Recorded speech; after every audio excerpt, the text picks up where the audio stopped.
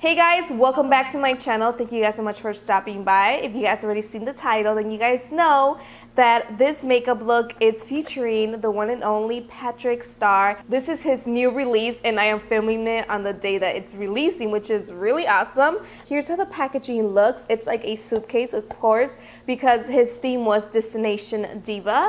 He came out with two. I have the one No She Betta Don't. And the other one, I'm not sure what the name is, but I will post it down below for you guys. And what you get on this package is this makeup look right here. In the back, it just says, pack your bags and head into fall in first class. Glam away and check into this sweet collection, XOXO. And now for the palette, you guys. I love the packaging. Just look at it. It looks like a little mini suitcase. And when you open it, I already used it. It doesn't come with the mirror, so a little sad about that. But the eyeshadows, here's all your fall. This palette is called Sugar Mama, and they're more like neutral, cool tone colors. Let me swatch it for you guys so you guys can see. This one.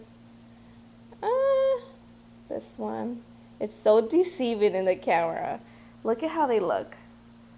They are really pigmented, and that was just like, you know, one time.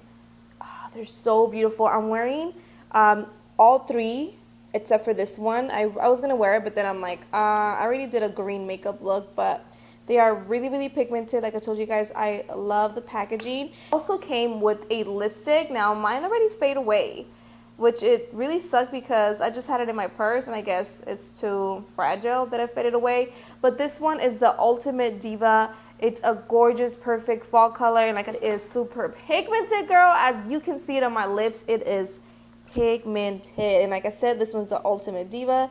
There's a swatch. Just look at, and it's really creamy. It's not drying, and I feel like it makes my lips look bigger, doesn't it? So there you guys have the little packaging. I love it. I don't have anything bad to say about this collection. It is amazing. It's pigmented. It's blendable.